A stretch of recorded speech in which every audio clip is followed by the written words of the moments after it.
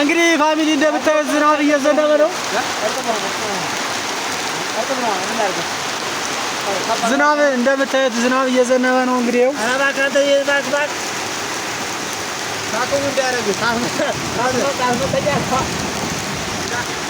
ካሜራ ውስጥ ናቸው። ራሳቸው ጠብቁ። እንደምታዩት ዝናብ እየዘነበ ነው።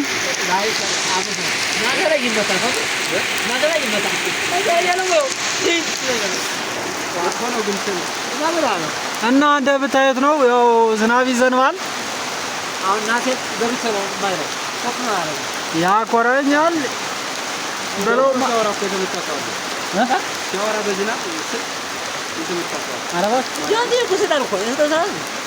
በስመ አብ ወዲያና ወዲህ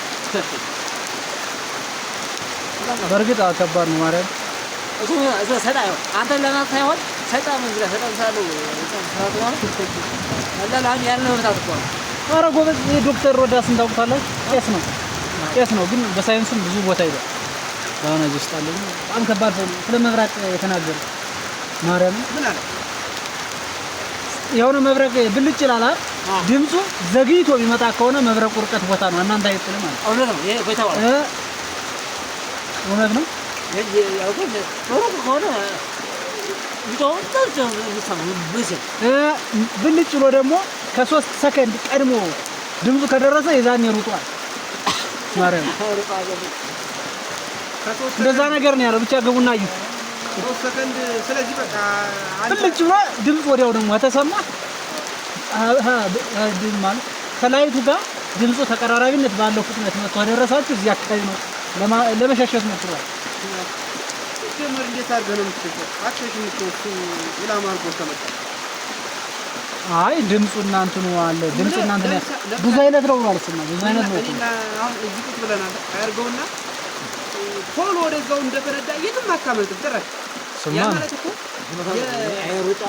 የንፋስና ከፀሐይ ፍጥነት በጣም ረገጥ ነው። በቃ ተታያችን ጥቅሻ በጣም ፈጣሪ እና አይነ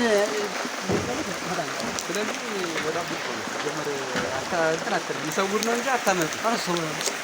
ሰውረ አዎ ይጠብቃል።